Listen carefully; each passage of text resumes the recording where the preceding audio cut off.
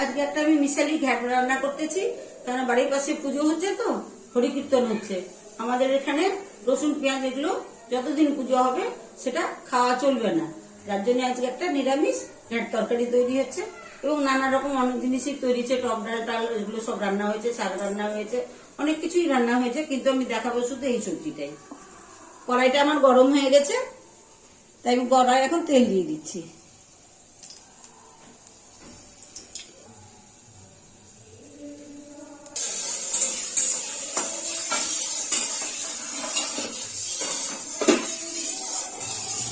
ফোড়নে 5 ফোড়ন নিয়েছি, তেজপাতা নিয়েছি 4-5টা, একটা শুকনো লঙ্কা নিয়েছি। হয়ে গেছে, শুকনো লঙ্কাটা ছেড়ে দিলাম, তেজপাতা 4টে তেজপাতা ছেড়ে দিলাম। ভালো করে কড়া হলে পরে পুরো তেজপাতার যে গুণটা সেটা তেলের মধ্যে মিশে যাবে। এখন আমি 5 ফোড়নটা ছেড়ে দিলাম।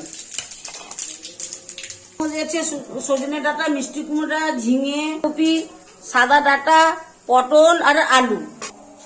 সাদা ডাঁটাগুলো ছেড়ে দিলাম, সাথে আলু দিয়ে ছেড়ে দিলাম, পটল দিয়ে ছেড়ে দিলাম। এটা ঘ্যাট তরকারি তো, সমস্ত পরপর দিয়ে দিতে হবে। এগুলো নাড়াচাড়া করে তারপরে সজনে ডাঁটাটাও দিয়ে দিব। এখন আমি সজনে ডাঁটাটা দিয়ে দিলাম, ঝিঙেটা পরে দেবো, ঝিঙে আর মিষ্টি কুমড়াটা একটু পরে দেবো। দুটো ডাঁটা মিলিয়ে করা হচ্ছে এই জন্য, কারণ পুজো বাড়ির সময়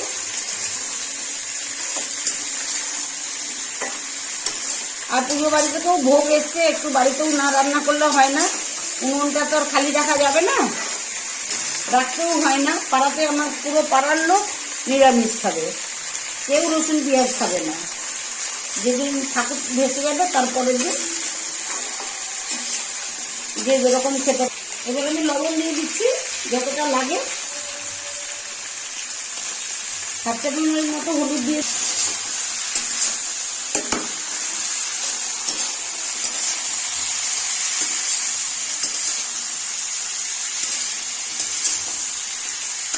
ভালো করে নাড়াচাড়া করতে হবে। একটু ভালো করে না হলে ডাঁটা, সজনে ডাঁটা এগুলোর একটু সেন্ট হয় তো, একটু ভালো করে ভাজলে পরে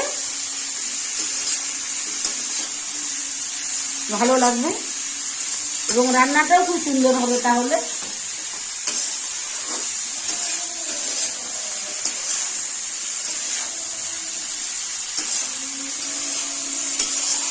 এবার ঝিঙেগুলো দিয়ে দিচ্ছি, ঝিঙেগুলো দিয়ে এখন একটু ওলট পালট করে দিই। তারপরে মিষ্টি কুমড়াগুলো ছেড়ে দিচ্ছি। মিষ্টি কুমড়াগুলো একটু বড় বড় করে কাটা হয়েছে এই জন্য, না হলে গলে যাবে। গলে গেলে পরে তাহলে আর খেতে ভালো লাগবে না, কাটা কাটা হয়ে যাবে।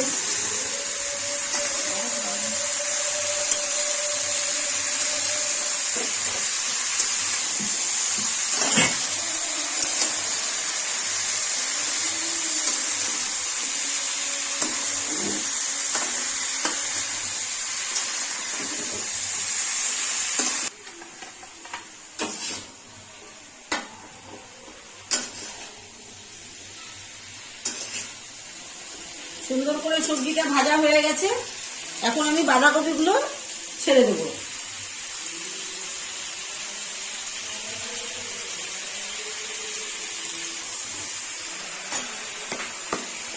এই যে এবার বাঁধাকপিগুলো ছেড়ে দিচ্ছি।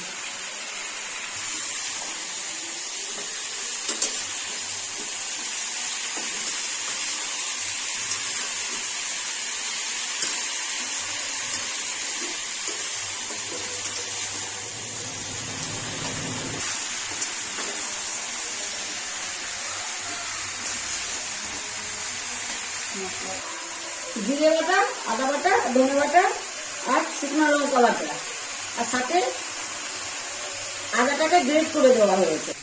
মশলাটা এখন আমি মাঝখানে দিয়ে দিচ্ছি। কাঁচা লঙ্কা বাটা ছিল, এখন আমি শুকনো লঙ্কার গুঁড়ো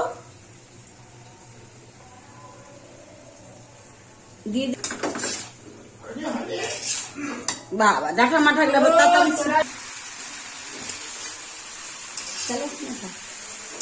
খাট্টাটা সাতটা সিদ্ধ হয়েছে, কিন্তু ফোড়ন করলাটা বসাইছি, করলাটা একটু ভালো করে না হবে।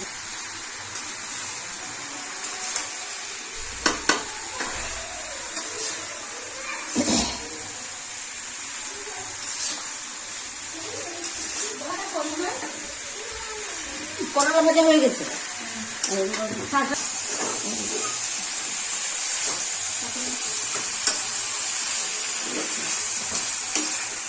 যে কোনো জিনিস এবার লঙ্কাটাই দিয়ে বলছি দাও, এবার জল দাও। দেখো দেখো না, মশলাটা আমার সুন্দর করে ভাজা হয়ে গেছে। এই ঘ্যাট তরকারিটা দেখুন কত খুব সুন্দর করে ভাজা হয়েছে। এখন আমি এটা সেদ্ধ হওয়ার জন্য জল ঢেলে দেবো। খুব ভালো করে হয়ে গেছে, একদম খুব সুন্দর সেন্ট বেরিয়েছে। আপনারা দেখতেই পাচ্ছেন কীভাবে নাড়াচাড়াটা আমি করতেছি বা ওলট পালট করতেছি। এবার আমি জল দিয়ে দিচ্ছি সেদ্ধ হওয়ার জন্য।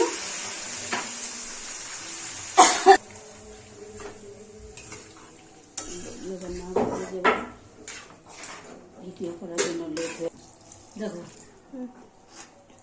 নুনটা দেখতে হবে।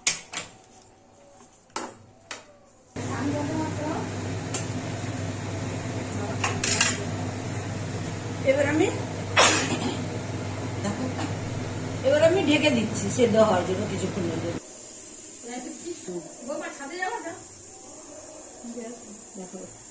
হ্যালো বন্ধুরা, এবার ঢাকনাটা তুলে দেখাচ্ছি।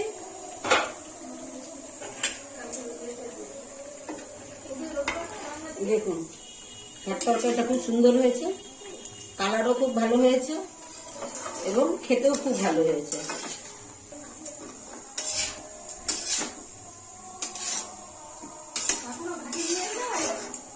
ডাটা মাটা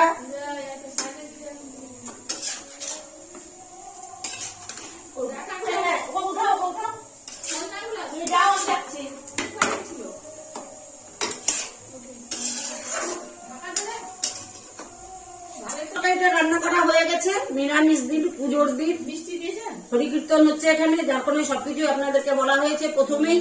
এখন আবার থেকে আর বলবো না, কারণ ভিডিওটা অনেক বেশি বড় হয়ে যাবে। প্রথম থেকে শেষ পর্যন্ত আমার ভিডিওটা অবশ্যই আপনারা দেখবেন, লাইক করবেন, শেয়ার করবেন, সাবস্ক্রাইব করবেন, সাথে থাকবেন এবং কমেন্ট সুন্দর সুন্দর লিখবেন আর হাত ধরে এগিয়ে দেওয়ার চেষ্টা করবেন। নমস্কার।